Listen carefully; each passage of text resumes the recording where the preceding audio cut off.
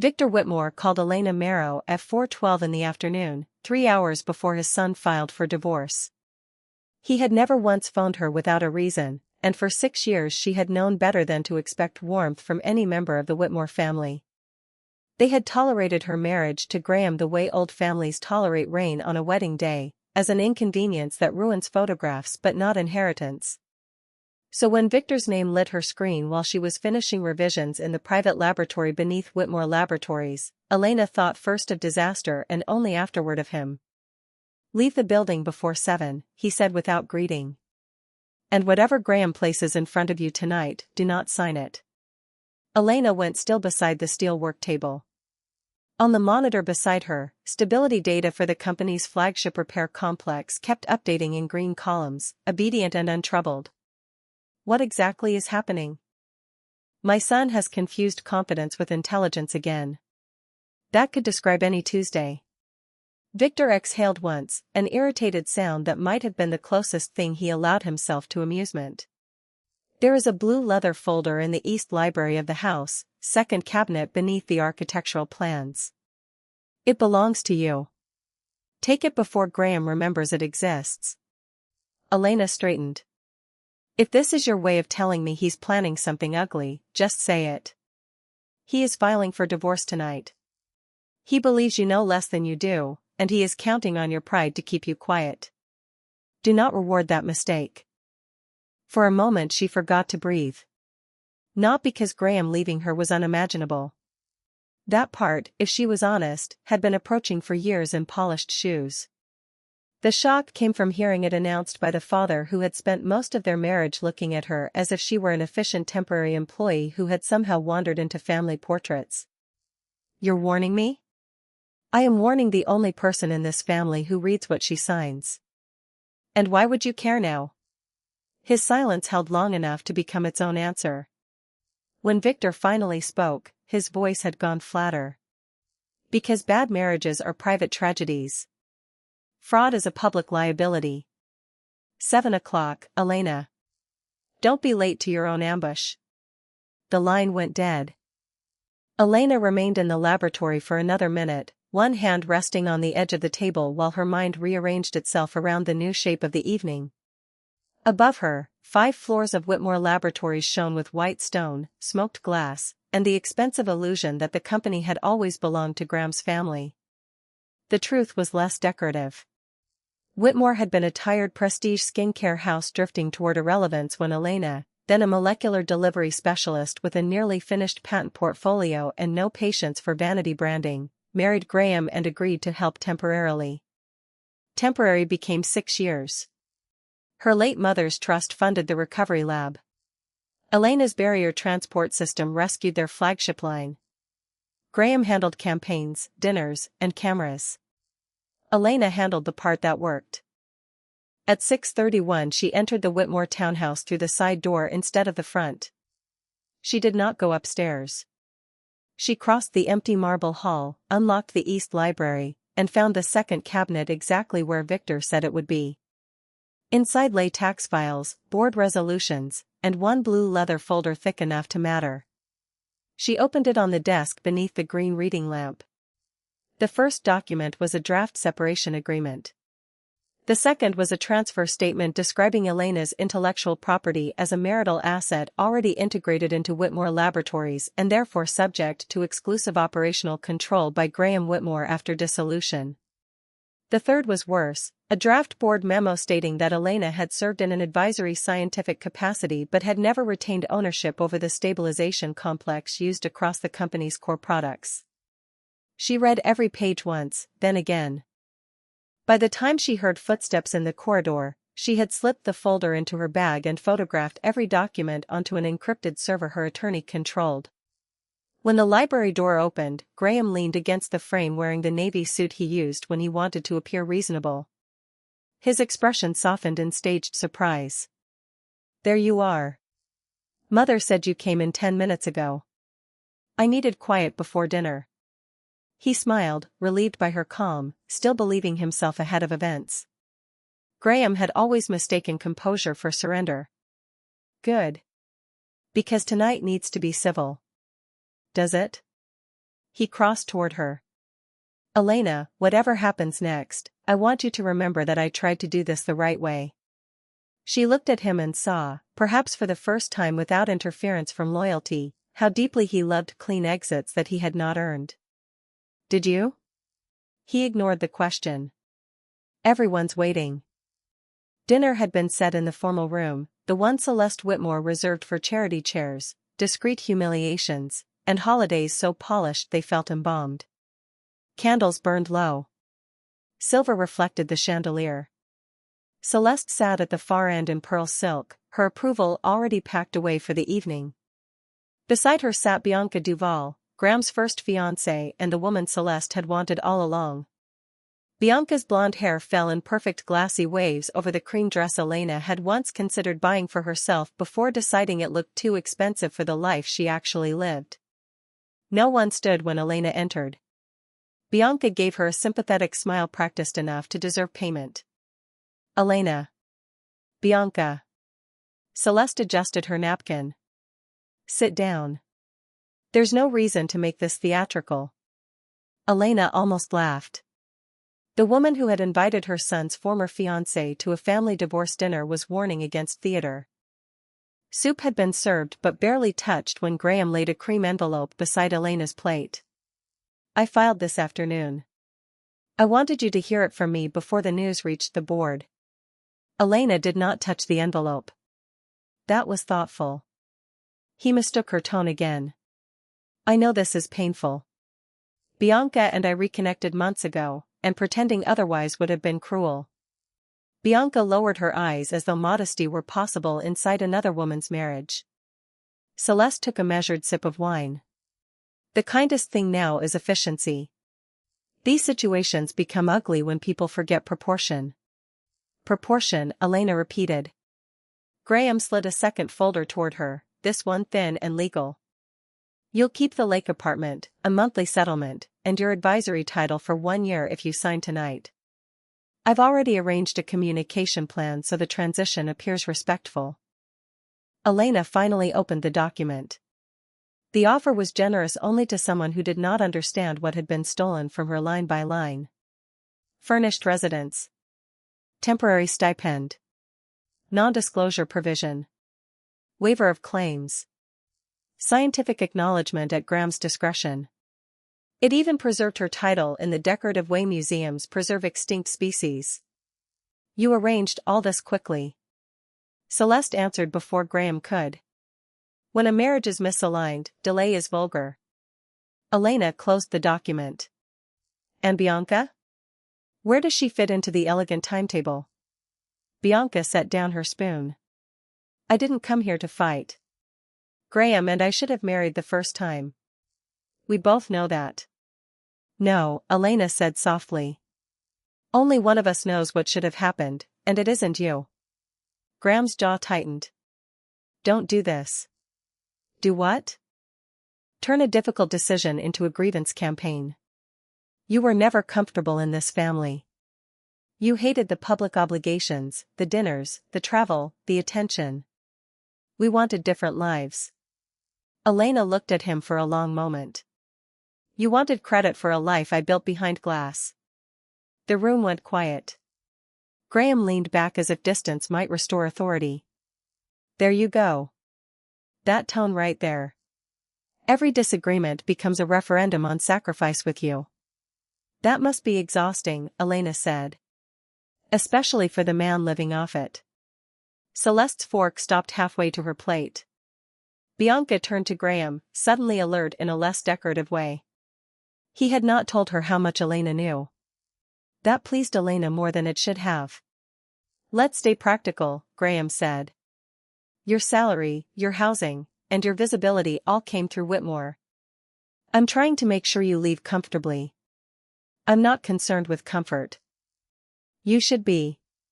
The board already understands the transition. If you cooperate, this stays dignified. Elena, Celeste said, every syllable chilled to exact social temperature. Whatever you may feel, dragging the company through a personal conflict will not change the fact that this marriage was a mismatch from the beginning. There it was. Not betrayal, not even divorce, but classification. They had spent 6 years reducing Elena to an error in placement. She was too quiet at parties, too direct in meetings, too unimpressed by money, too educated to flatter them, too self-made to be grateful. Graham had married her when Whitmore Laboratories needed rescue, and his family had spent the years since treating her usefulness as an unfortunate breach in their aesthetic standards. Elena, Bianca said, using that gentle predatory tone beautiful women adopted when they believed kindness made them less cruel, nobody wants to diminish what you contributed. But companies grow. Teams change. Personal history shouldn't interfere with what serves the future. Elena turned toward her. What exactly do you think I contributed? Bianca smiled carefully. Graham said you helped refine texture and efficacy language in the lab stage. Texture and efficacy language. Graham stared at his wineglass. Elena let the silence expand until even Celeste seemed uneasy beneath it. The transport complex in the Renewal Veil line, the recovery capsule system in Night Archive, the stability protocol that made your European relaunch possible, and the burn barrier prototype Graham rejected because he said scarred women were not a luxury demographic. Those are not texture notes, Bianca. Bianca's expression shifted by 1 degree. Not enough for embarrassment. Enough for calculation. Graham recovered first. You're inflaming this deliberately. No. I'm naming things. He pushed back his chair. You worked inside a family business. That doesn't make you sole architect of every outcome. Elena stood too. No. My patents do. That landed. Celeste's composure flickered, almost invisibly, but Elena had spent years studying small changes in expensive faces. Bianca looked from Graham to Celeste, waiting for someone to supply the script she had not been given. Graham gave a short dismissive laugh. Your patents were operationally assigned. Drafted for assignment, Elena corrected. Not executed. That distinction won't survive review. It will survive my attorney. Graham's eyes hardened. The charming executive vanished so quickly it was almost merciful. What remained was the man Victor had clearly expected. You think threatening me at my own table is wise? Elena reached for her water, drank, and set the glass down with care. I think serving divorce papers over soup while your former fiancé smiles beside your mother was unwise. We may both be right tonight. Celeste stood now, unable to remain ornamental while control leaked from the room. You are being hysterical. Elena smiled for the first time that evening. No, Celeste. Hysteria is loud. This is documentation. She took the blue folder from her bag and placed it on the table. Graham went still. Bianca looked at him sharply. You search my study? He asked. Your father has better filing habits than you do. That was the first clean break in the room. Celeste's head turned.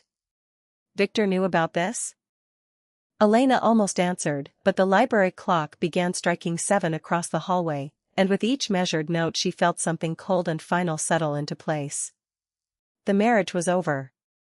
More surprising was how little grief she felt standing in the evidence of it.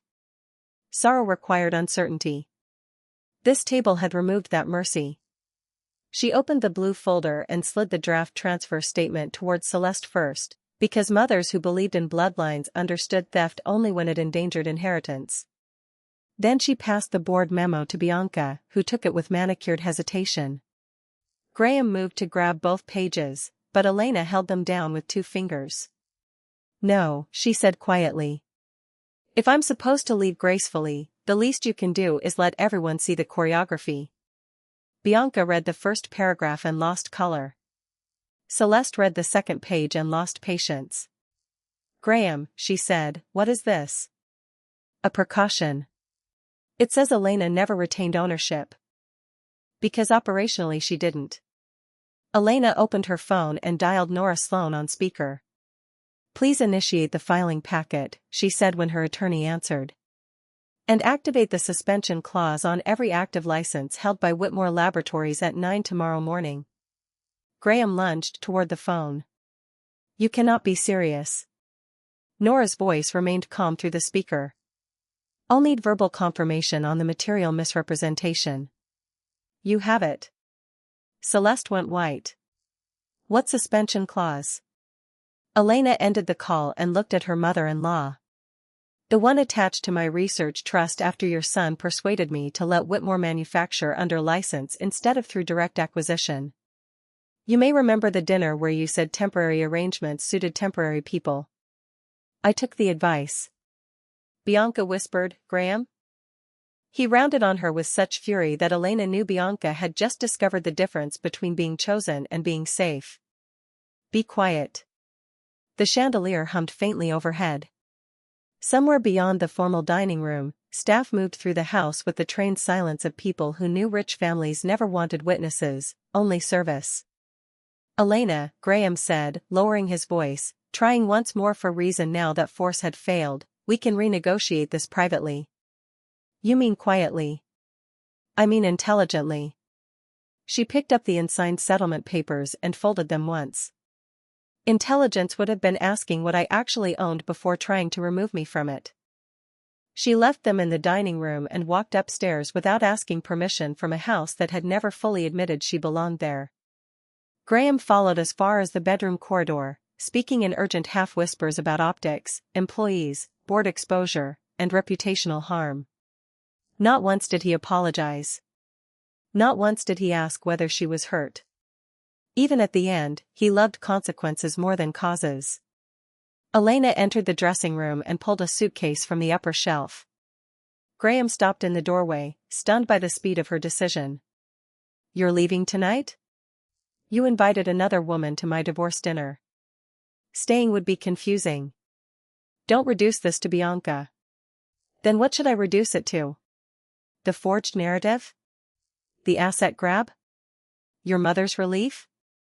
His mouth tightened. You always did this. Every conversation becomes a trial. No, Elena said, folding black wool into the suitcase. Trials require neutral judges. This family prefers verdicts issued before evidence. Graham stepped inside. If you walk out now and suspend those licenses tomorrow, the board will panic. That seems like a governance problem. You're willing to burn the company because our marriage failed? Elena zipped the first side of the suitcase and turned. Our marriage failed years ago. You just decided tonight that you should profit from it. He stared at her as if she had become someone else between courses. Perhaps she had. Perhaps she had simply become visible. You think those patents can save you, he said. But outside Whitmore, no one knows how to package you. You're not built for public life. There was an old bruise beneath those words. Not on her pride. On her history. Graham had always translated her reluctance to perform into incapacity. He never understood that Elena had chosen the laboratory because it was honest. Reactions either held or they failed. Molecules did not applaud men for repeating women's work in prettier rooms. Maybe I'm not built for your version of public life, she said. That doesn't mean I need hiding. Downstairs, a door opened and closed. Then footsteps crossed the entry hall. A few seconds later Elena's phone lit with a message from Victor Whitmore. Car waiting on Mercer Street entrance. Take the rear stairs. She read it once and placed the phone face down on the dressing table. Graham noticed her expression change. Who is that? The first honest person I've spoken to today. He took one step closer. If my father is involved in this. He's involved in reality. It's new for the rest of us.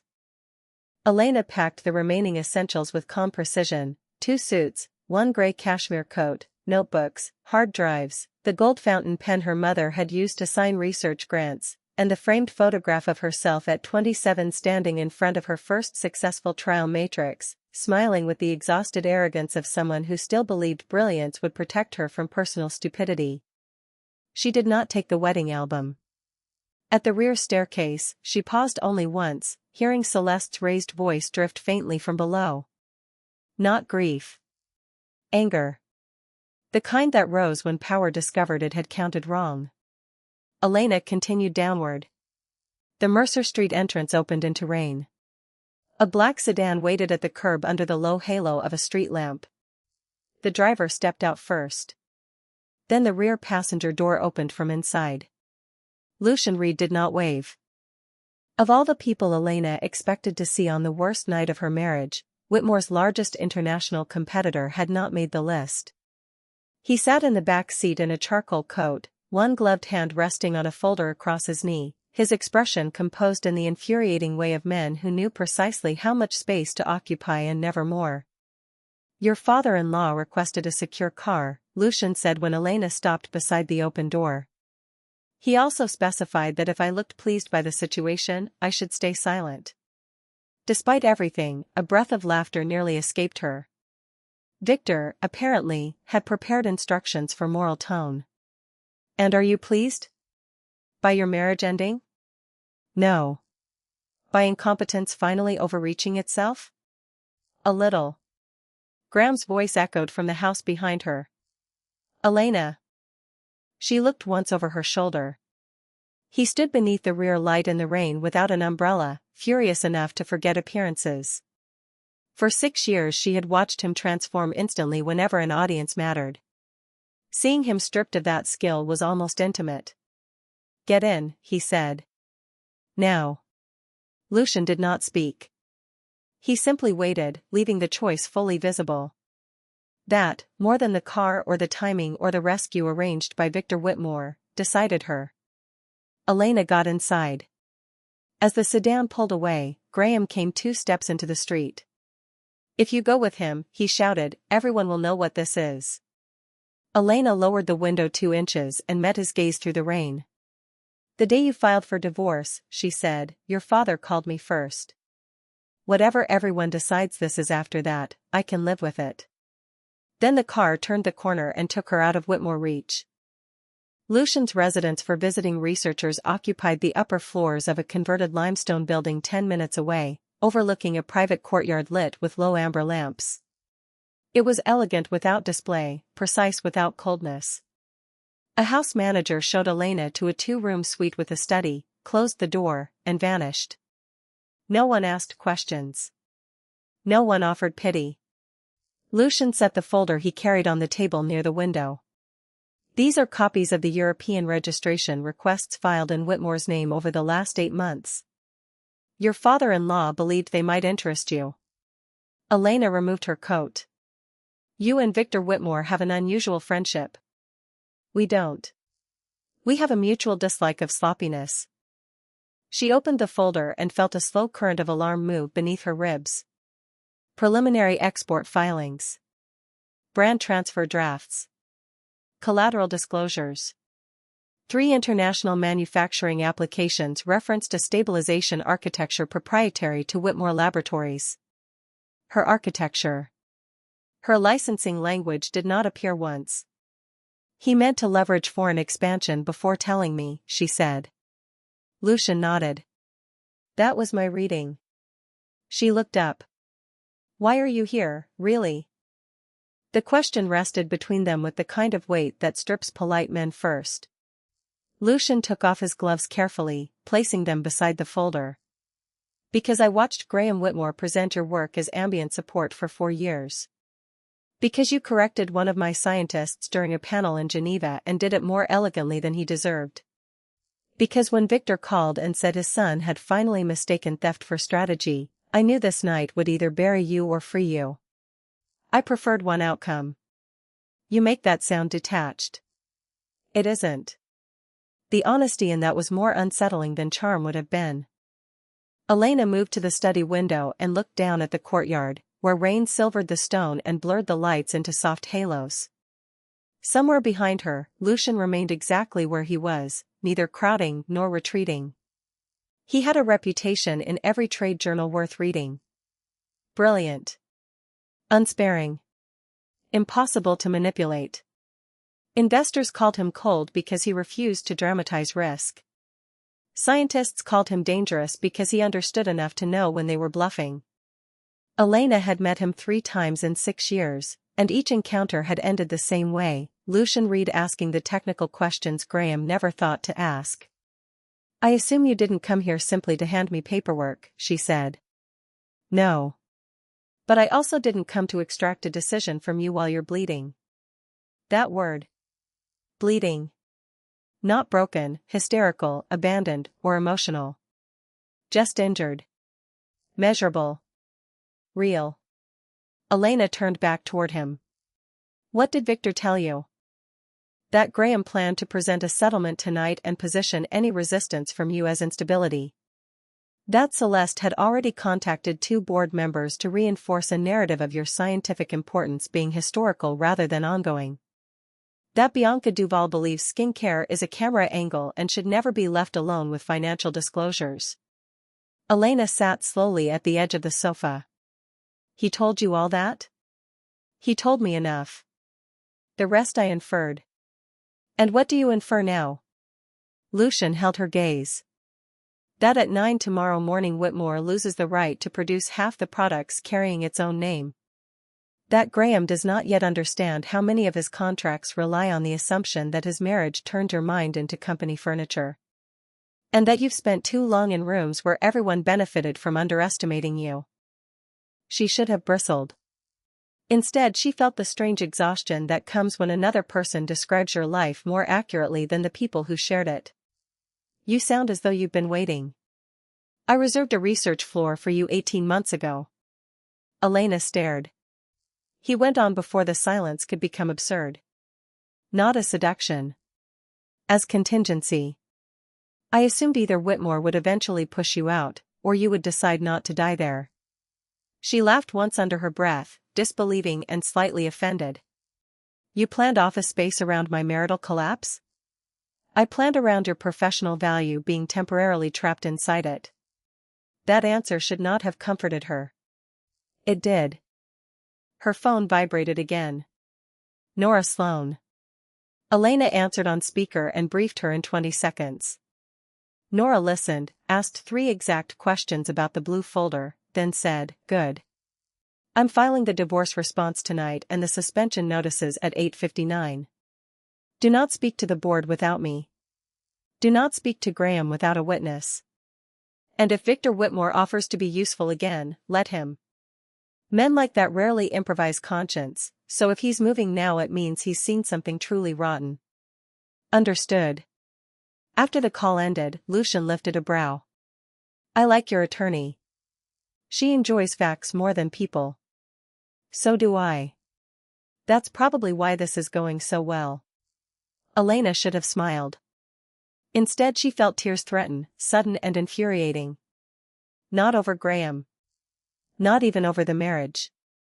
Over the humiliating relief of no longer being alone in the truth. She looked away and pressed 2 fingers to the bridge of her nose. Lucian noticed and did the rarest thing powerful men ever did around visible pain. He lowered the temperature of the room without trying to own it. I had the kitchen send up tea, he said. There's also a lock on the inside of the suite, and no one enters without your permission. Stay 1 night or 3 months. I don't care. But nobody from Whitmore can reach you here unless you invite them. Elena swallowed, steadied, and nodded. Thank you. He inclined his head. Sleep if you can. At 9 tomorrow morning, your silence becomes expensive. He left without touching her. At 8:58 the next morning, Elena stood in Lucian's study wearing a charcoal suit she had not worn since a licensing negotiation in Zurich, hair tied back, coffee untouched. Nora joined by video from her office. At 8:59, the suspension notices went out to Whitmore Laboratories, its manufacturers, its insurers, and its top 8 retail partners. At 9:07, Graham called 12 times.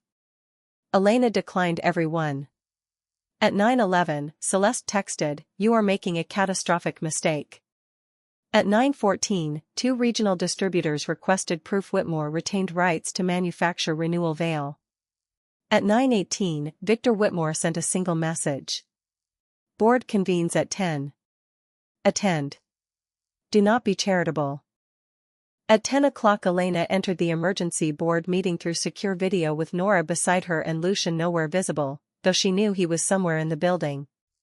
Graham sat at the head of the polished walnut table in Whitmore's executive boardroom.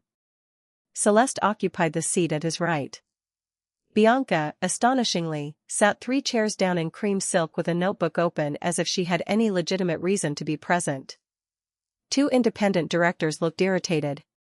One looked afraid. Graham began with confidence sharpened by panic. This is a domestic dispute that has been escalated into a licensing nuisance. Elena is reacting emotionally to the end of our marriage and attempting to interfere with normal operations. Nora spoke before Elena did. My client has terminated active licenses based on material misrepresentation of ownership, attempted coercive settlement conduct, and preemptive transfer activity inconsistent with governing agreements. Calling that emotional will not improve your legal position. Bianca leaned forward toward the screen. With respect, this isn't just legal. Customers are involved. Women trust Whitmore products. Punishing them over a private conflict feels vindictive. Elena looked directly at her. What concentration of the transport complex is used in Renewal Vale? Bianca blinked. That's a formulation question. Yes. I'm not on the science side. Then stop using women as a shield for a business structure you don't understand. A director actually coughed to hide a laugh. Graham hit the table with his palm. Enough. Name a number. Elena almost admired the simplicity. 6 years of marriage, 1 board crisis, and his clearest instinct remained purchase. There is no number. There's always a number. There was. 6 months ago I proposed a 5-year renewal under updated attribution, safety oversight, and royalty adjustment. You rejected it. 2 heads turned toward Graham at once. Celeste's expression chilled further, which Elena would once have thought impossible. One proposal does not give you the right to sabotage an entire corporation, Graham snapped. It does when the corporation is attempting to erase the owner of its most valuable systems. The meeting fractured after that.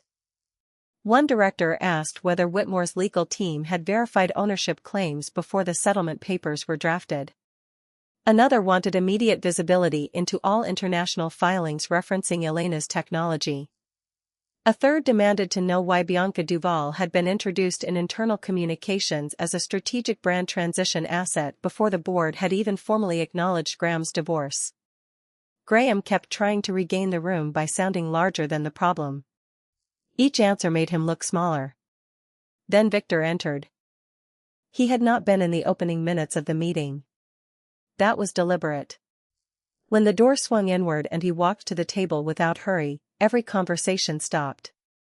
Victor Whitmore was 71, silver-haired, unnervingly upright, and constructed out of the kind of old discipline that survives because other people mistake it for lack of feeling. For 6 years Elena had never once seen him waste a word. Now he took the empty chair opposite Graham and placed a document envelope on the table. Before anyone votes on anything, Victor said, the board should review this. Graham's face changed first. Father, this is not the time. It is exactly the time. Poor timing appears to be hereditary, but not compulsory. He withdrew copies and passed them down both sides of the table. Elena saw the top page and understood immediately. Preliminary financing terms for a private debt facility secured partially against projected international revenue tied to Elena's stabilization complex. Attached was a representation, initialed by Graham, asserting Whitmore's unrestricted operational control over that intellectual property for a minimum of 36 months. One director went still. This was sent to lenders? Victor folded his hands. 3 of them. Celeste turned toward her husband in disbelief so sharp it almost looked like fear. You knew? I confirmed it yesterday. And you chose to blindside your own son in a board meeting? Victor did not look at her. I chose not to participate in a lie. Graham stood. You were overreacting to preliminary language. Victor's gaze shifted to him at last. Sit down. Graham had spent his life disobeying almost everyone without consequence. He sat. Victor continued in the same dry tone. I opposed this marriage. Since we are all apparently committed to honesty today, let us be thorough. I thought Elena Marrow was too self-contained for this family, too intelligent for social comfort, and too unimpressed by money to ever help us use ours correctly. In retrospect, those were her strengths. My son interpreted them as permission. The room held its breath. Victor looked at Elena through the screen with the first expression she had ever seen on his face that resembled respect stripped of pride. Mrs. Whitmore, Dr. Marrow, whatever name you prefer by month's end, I should have intervened sooner. Elena did not know what to do with apology from a man like him. Perhaps because he wasn't offering it for grace.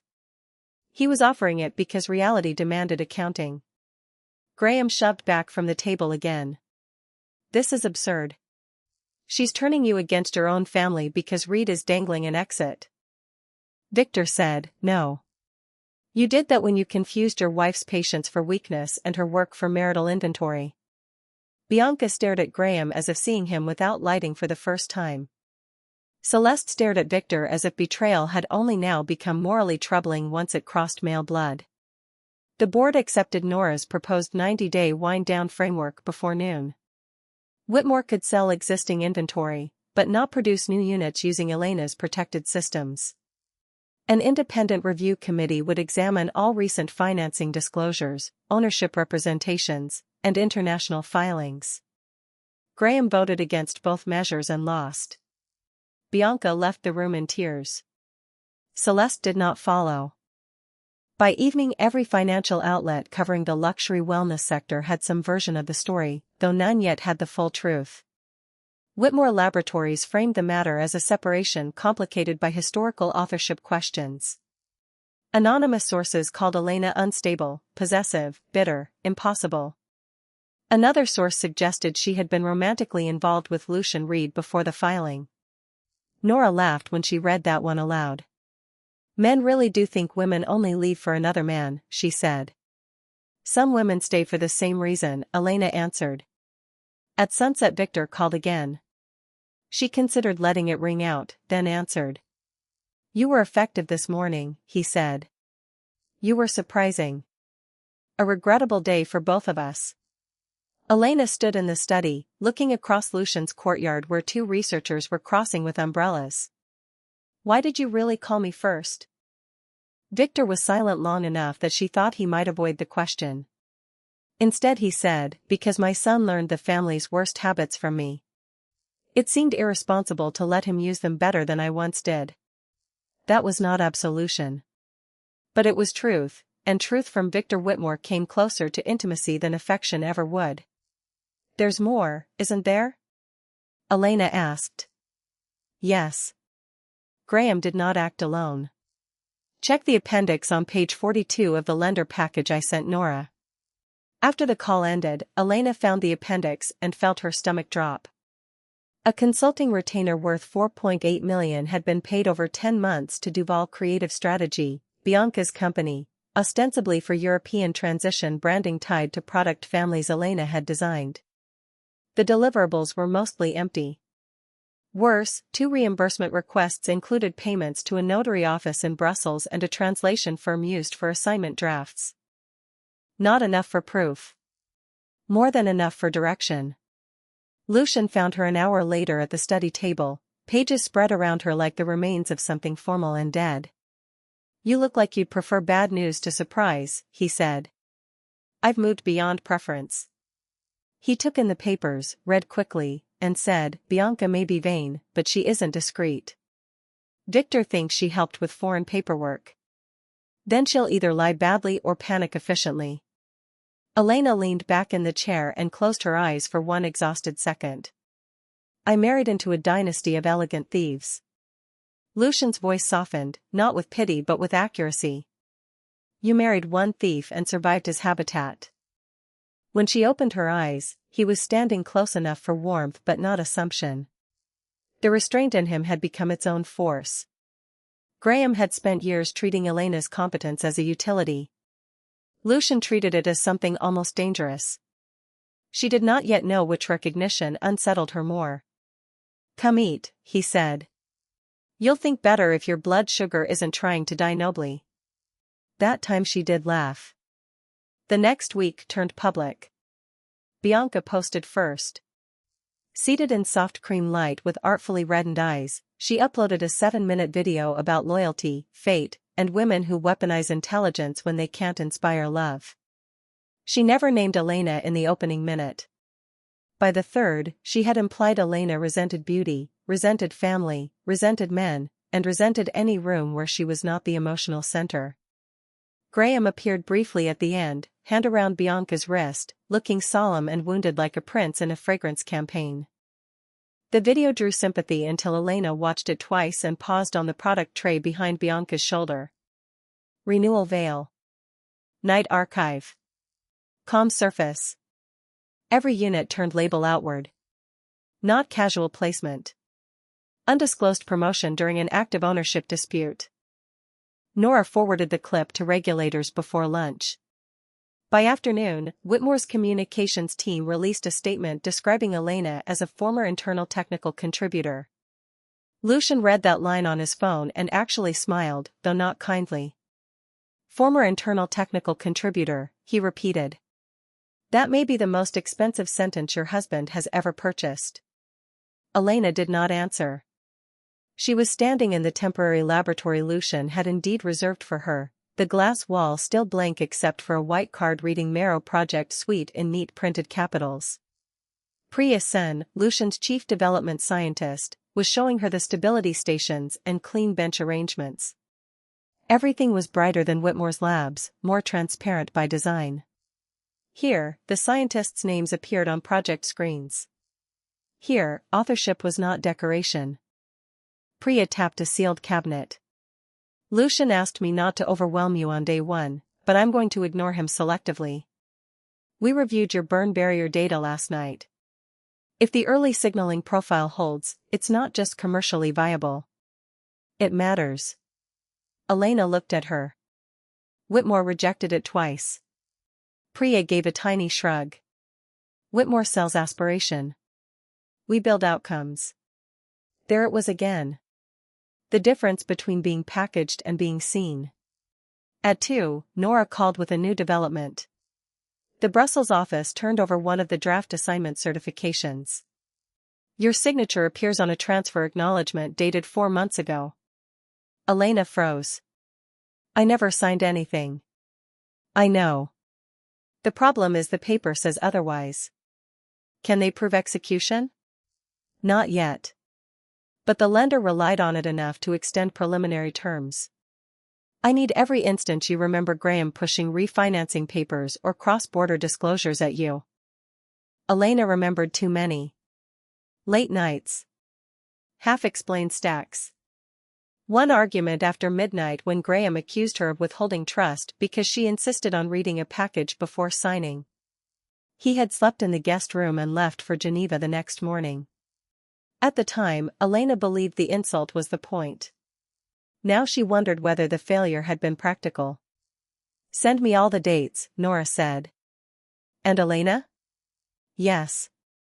If we confirm forgery, this stops being ugly divorce law and starts becoming criminal. When the call ended, Elena sat alone in the blank office for a full minute. She had wanted vindication. She had even wanted consequence. Criminal exposure was something else. It meant Graham had not simply dismissed her rights. He had wagered against their existence. That evening Victor arrived in person.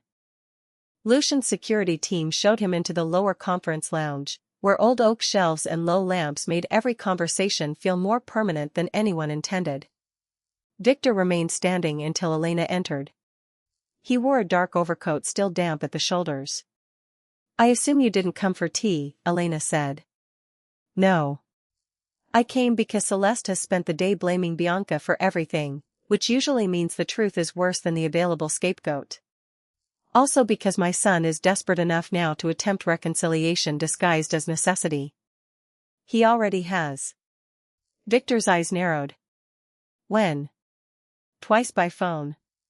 Once through a message about employees. Once through a message about history. History, Victor said flatly. The refuge of incompetent men. He handed her a small envelope. Inside was a keycard and a handwritten storage unit address in Long Island City. Graham kept off-site records outside company controls. When he was 19, he used the same company to hide a car he crashed into a fountain and did not wish insurance to discover. I paid for the repairs and remember the invoice structure. He reactivated the facility last year. Elena looked up. You're giving me your son's storage location. I'm giving you a fact.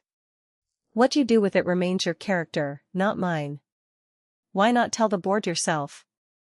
Victor's mouth thinned. Because I am trying, despite appearances, not to complete my transformation into a Greek tragedy. Lucian entered then, carrying a folder of his own. He stopped when he saw Victor, then inclined his head. Mr. Whitmore. Read. If either man had ever liked the other, civilization had corrected it early. Lucian placed his folder on the table.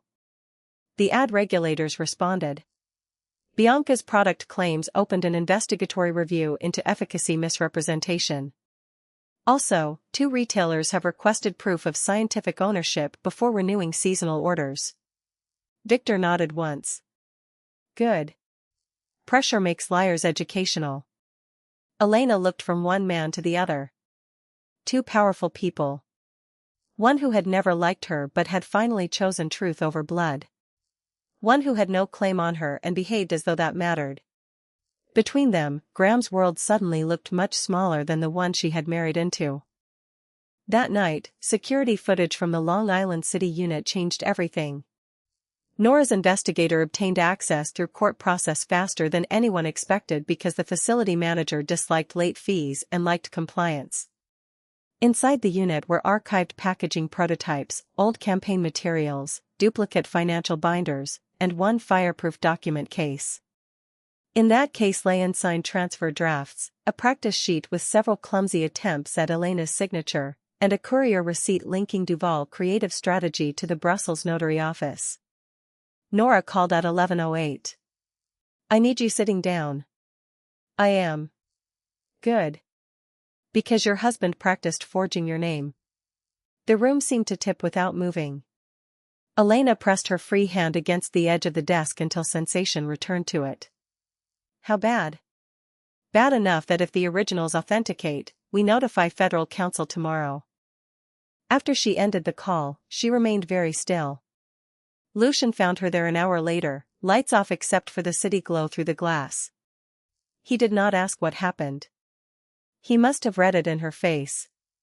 Do you want details or company? He asked. Company. He sat beside her on the floor, back against the cabinet, suit jacket folded over one knee. Nothing in his posture suggested performance. For the first time since leaving Whitmore House, Elena let herself grieve not the marriage but the scale of her own accommodation. The dinners she excused. The absences she rationalized. The way she translated loneliness into maturity because admitting neglect felt adolescent. Lucian said nothing. When her breathing finally steadied, he rested his hand over hers once, lightly, as if asking a question she did not have to answer immediately. She turned her palm upward beneath his. Federal counsel cared very much.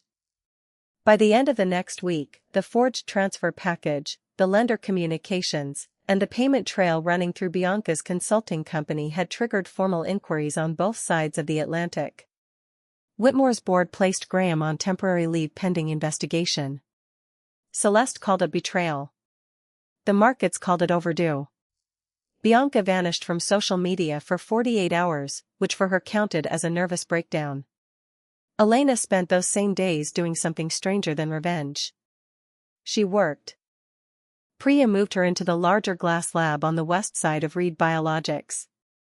3 junior chemists joined the Marrow Project suite. 1 regulatory strategist volunteered to help translate Elena's burn barrier data into trial pathways. Lucian never once announced himself as savior or sponsor. He showed up to meetings prepared, asked precise questions, and disagreed without ego. When Elena rejected a manufacturing shortcut that would have accelerated scale but introduced storage risk, he said only, "Good. I was hoping you'd notice that before finance did." She stared at him across the conference table. was that a compliment? It was a survival instinct. If your standards drop, civilization goes first. Priya nearly snorted coffee. At home, if Lucian's residence could be called that for someone still living in borrowed quiet, Elena began sleeping more than 4 hours at a time. She found her body slowly unlearning vigilance. No late-night footsteps outside the bedroom. No soft manipulations disguised as concern. No dinners where every sentence required translation from elegance into contempt. Even Victor's occasional messages had become oddly clarifying rather than destabilizing. One arrived just before noon on a gray Thursday. Celeste plans a luncheon with 2 directors' wives and 1 magazine editor. Expect a narrative about your instability, jealousy, and inability to adapt to family life. Also, she wore emerald silk to my mother's funeral, so if character is relevant, there it is. Elena showed the message to Nora, who laughed so hard she had to remove her glasses. Your father-in-law is turning into a very dark weather report. He's still Victor Whitmore. Yes, Nora said. Which somehow makes his helpfulness more convincing. Rather than counter Celeste directly, Elena did something the Whitmores understood even less than outrage. She documented. Reed Biologics hosted a technical briefing with external dermatologists, manufacturing experts, and intellectual property counsel present. Priya walked through the barrier transport architecture. Elena spoke briefly about authorship, not marriage. Independent researchers who had worked under her at Whitmore provided dated notebooks and development logs showing her direct creation path. Lucian stood in the audience and did not appear at the podium once. A reporter eventually asked the question everyone had been circling. Dr. Marrow, are you in a relationship with Lucian Reed? Elena looked at him. No. The reporter pivoted. Mr. Reed, do you want one? Lucian, infuriatingly calm, said, that seems less urgent than whether investors should fund companies that can't distinguish between a founder and a wife. The room laughed, then wrote down every word. Public sympathy shifted after that. Not entirely, because beautiful liars and rich families always retained a market. But enough.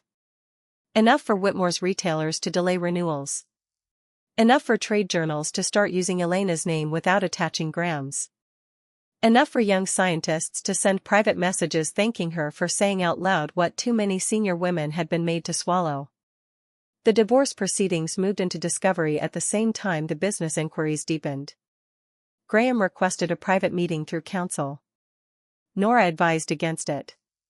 Victor advised against it with much stronger language. Elena agreed anyway, provided the meeting took place in Nora's conference room with witnesses present. Graham arrived thinner, angrier, and somehow more polished, as if decay had become his newest branding exercise. He wore no wedding ring now. Elena noticed that before she noticed his eyes. You look well, he said. So do you, if someone enjoys collapse. His mouth moved as though he had intended a smile and thought better of it. I deserve that. No. You deserve forensic accounting. This is just conversation. He sat opposite her at the long walnut table. Nora remained near the window pretending not to listen with professional intensity. Graham folded his hands. Bianca exaggerated. The lender paperwork was exploratory. None of this had to become criminal. It became criminal when you forged my signature. I did not file the final version. You practiced it. He looked away. There it was. Not denial. Sequence. Men like Graham always believed intent lived in the act they completed, never in the path they built toward it. I was trying to protect the company, he said at last. From whom? From uncertainty. From you if you decided to leave. From the board if they panicked. Elena stared at him. You mean you were protecting yourself from the possibility that I might one day act like an owner instead of a spouse? His patience broke. You always make everything ideological. Marriage requires compromise. Compromise is choosing a smaller house. Not surrendering authorship to a husband with nicer press coverage. He leaned forward. This isn't just about the patents and you know it. You hated my family. You hated what the name required. I hated being treated as maintenance. You were never maintenance. No? Your mother introduced me as quiet support for years. Bianca called me texture. And you filed a settlement that reduced my work to advisory goodwill with housing. Graham's voice dropped. I can still fix this. By lying better? By ending Reed before he uses you. By restructuring the board. By reinstating your formal title publicly. By giving you what you wanted. She almost pitied him then. Almost. You still think what I wanted was permission. He flinched, not because the sentence was cruel, but because it was exact. When he left, Nora closed the door behind him and said, that man would sell oxygen if he thought he could invoice the sky. Elena exhaled slowly. He still doesn't understand what he did. Nora set a file on the table. He may soon. Federal counsel requested Victor Whitmore for interview. That stopped her. Victor? He knew enough to matter. Whether he participated or merely failed to stop it is what they'll decide. For the first time since Victor had called her, Elena felt something like fear on his behalf. Victor asked to meet her that evening on neutral ground. He chose a private reading room at the old Whitmore Foundation Library, a stone building his mother had endowed decades before beauty money became empire money. Elena had been there only once during her marriage, for a donor dinner where Celeste told 3 different people Elena taught science to girls from underfunded communities, as though Elena were a decorative volunteer rather than the person underwriting half the foundation's real grants. Victor stood near the fireplace when she entered, one hand resting on the carved mantel. He looked older than he had a week before, though nothing in his posture admitted to weakness. Federal counsel contacted you, Elena said. Yes. Are you in danger? Victor considered the question with typical precision. Everyone in this story is in danger. Some of us simply deserve it less. She took the chair opposite him. The reading room smelled of old paper, cedar, and expensive decisions. Did you know he was forging documents? No. Did you suspect? I suspected entitlement, which is the seed of most white-collar stupidity. I did not suspect he was foolish enough to rehearse your signature like a schoolboy. Elena believed him.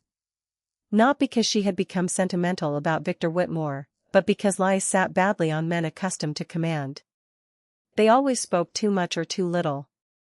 Victor, when false, became ornate. Tonight he was stripped to bone. Why did you really disapprove of me? She asked before she could decide whether the question mattered. He looked into the fire. Because you saw through performance too quickly. Families like mine survive on choreography. You arrived already immune. That seems like your problem, not mine. It was. He turned back toward her. Also because my son loved admiration and you did not offer enough of it. I mistook that imbalance for incompatibility when it was actually diagnosis. Elena sat with that. Victor walked to a side table and poured 2 small glasses of water from a crystal carafe because perhaps men of his generation could confess only while pretending to host. I built Whitmore on instinct and intimidation, he said. Then Elena Marrow entered my son's life and quietly did the one thing I never managed. She built value no one could imitate once separated from her. I recognized it. I resented needing it. Those are not noble facts, but they are facts. She accepted the glass from him. You could have said this 6 years ago. I know. And yet the day he filed for divorce, you called me first. Victor's jaw shifted. Because by then I had run out of excuses for silence. There was no warmth in the answer. No sentimental repair. Only a hard-earned line drawn at the last possible moment. Somehow that made it land harder than affection might have. When Elena left the library, Lucian was waiting in the car outside, one hand on the steering wheel, city lights reflecting in the windshield. He looked over as she opened the passenger door. How was the patriarchal weather report? Complicated. Did he admit to having a soul? Only under hostile questioning. Lucian started the engine. A promising development. She smiled and leaned back, unexpectedly tired. Nora says federal counsel wants his testimony. And I think he'll tell the truth. Lucian glanced at her briefly. That's not a small thing. No. What do you want from it? Elena watched the city pass in glass and light. For so long she had answered every version of that question with utility. Stability. Protection. Time. Money for research. Quiet. Now the answer had changed. I want my name back, she said. Not socially. Precisely. Lucian nodded as if she had named a chemical requirement. Then that's what we build. Weeks later, the first trial approval for Elena's burn barrier treatment arrived at 6:03 on a Saturday morning.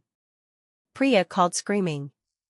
Elena pulled on a sweater and ran downstairs barefoot to the West Lab, where half the team had already gathered in coffee-stained celebration. Someone produced bad bakery muffins. Someone else started crying before Elena did. She had spent years being told the project was too serious for luxury and too unprofitable for scale. Now it had a trial number, a budget, and a future. Lucian appeared last, still in a dark coat over weekend clothes, carrying a long flat archival box. I was told there was a scientific uprising, he said. Elena took the box warily. If this is jewelry, I'm leaving your company and becoming unreasonable. It's better than jewelry. Which admittedly is not difficult. Inside lay her original doctoral microscopy plate, the first preserved image from the transport mechanism she would later turn into an entire therapeutic platform. The university had archived it years ago. The brass mount now carried a small engraved line, Elena Marrow. First stable entry. She looked up at him, startled enough to lose language for a second. How did you find this? Priya found it. I funded the rescue operation and bullied an archivist politely. Priya lifted a muffin in salute.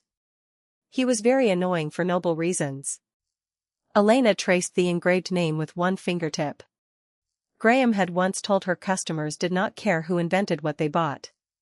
He was wrong in the way shallow men often were. Names mattered because erasure was never accidental. It was policy. Thank you, she said quietly. Lucian held her gaze. You're welcome. He still did not turn moments into claims. That restraint had become its own intimacy. By the time Discovery closed, Bianca had agreed to cooperate in exchange for reduced exposure. Celeste stopped taking reporters' calls and retreated into charity boards where women weaponized pearls instead of evidence. Graham lost the interim vote that might have restored him to Whitmore management. Victor testified for 6 hours, admitted what he knew, and watched his son avoid his eyes the entire time. The tabloids called it dynasty collapse. Elena called it overdue accounting. One rainy night after the last deposition, she and Lucian ate dinner in the research kitchen because both of them were too tired for restaurants and too awake for sleep. He poured tea. She watched steam rise from the cup and said, I think I'm finally angry in the right direction. Lucian set down the kettle. Meaning? For months I thought I was angry because Graham chose another woman. But that wasn't the injury. The injury was being treated like infrastructure and asked to call it marriage. Lucian came around the counter slowly, as if approaching a live voltage he respected. And now? And now I know the difference. The final divorce hearing took place on a bright cold morning in March, the kind of weather that made the city look scrubbed and merciless. Elena wore deep navy. Nora wore victory disguised as tailoring. Graham arrived with the careful humility disgraced men rehearsed when they still believed judges might reward posture over record. They dissolved the marriage in less than an hour. Property division took longer only because Whitmore's counsel made one last attempt to blur authorship into marital cooperation.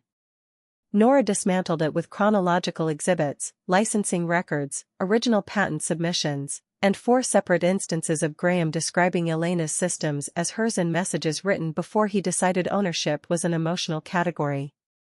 The judge was not sentimental. Elena appreciated that. When the decree was entered, Graham looked at her as if waiting for something to soften. Perhaps gratitude for closure. Perhaps grief. Perhaps proof that she still occupied the emotional orbit where his interpretation mattered. She gave him none of it.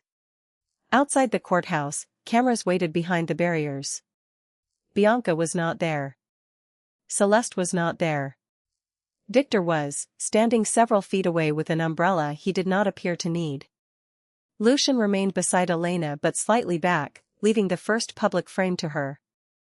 A reporter shouted, "Dr. Marrow, do you have any statement on the end of your marriage and the Whitmore investigation?" Elena paused on the steps. Wind lifted one strand of hair across her cheek and carried city noise upward from the avenue. "Only this," she said. "No company should be built on the assumption that the woman creating its value will stay quiet to keep others comfortable." The cameras erupted. Another reporter called, "Are you joining Reed Biologics permanently?" Lucian said nothing. Elena answered for herself. "Marrow Laboratories will remain independently owned. Reed Biologics is my development partner." That distinction mattered. She saw some of them write it down at once.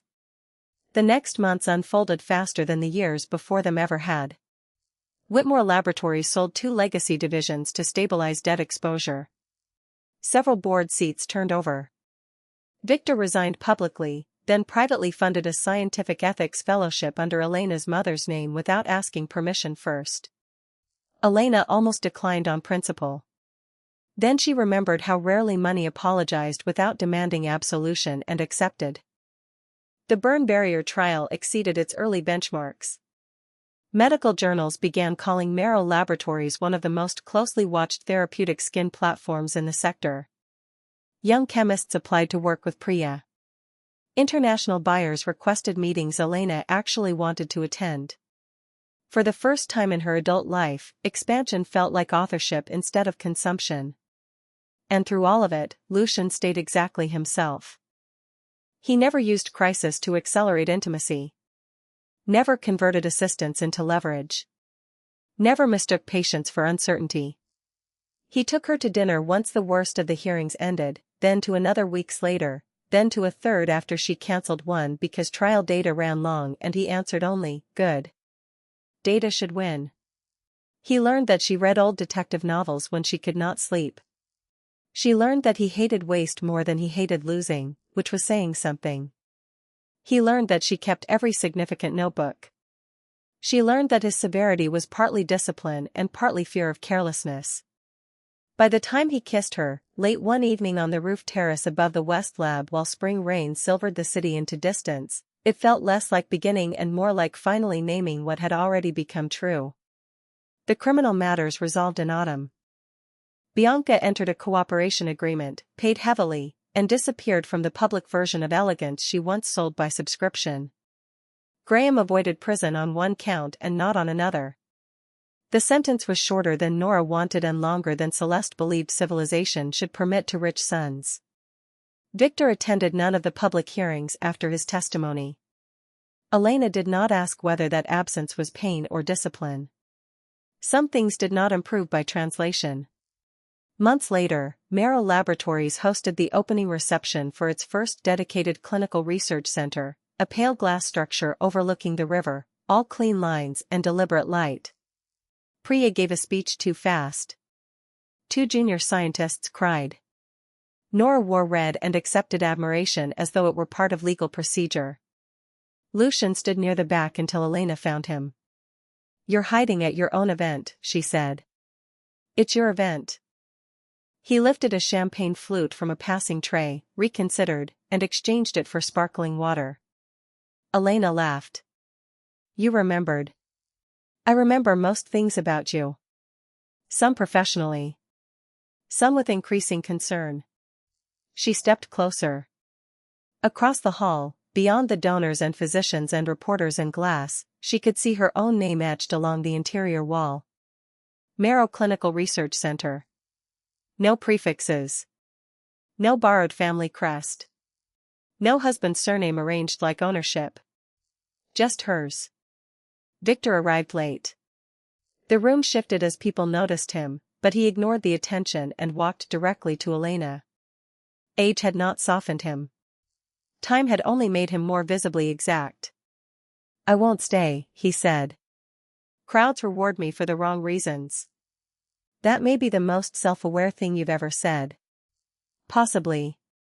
I came to congratulate you." His gaze lifted briefly to the etched name on the wall. "And to acknowledge that you were right to leave my son when you did." Elena studied him. "You still sound allergic to sentiment." "I am. But accuracy remains available." He paused, then added, "For what it is worth, the day he filed for divorce, calling you first was the only decent decision made in that house. Not love. Not family. Not repair. But from Victor Whitmore, it was enough to qualify as a closing sentence." After he left, Lucian joined her beside the glass wall. People moved around them in softened reflections, but for a moment the room felt quiet. "You all right?" he asked. Elena looked at her name, then at the city beyond it, then finally at the man beside her who had never once needed her small in order to feel large. "Yes," she said. "More than that." He touched her hand. "Good." Because the truth, once she let herself speak it plainly, was simple. Graham Whitmore had ended their marriage believing rejection would reduce her.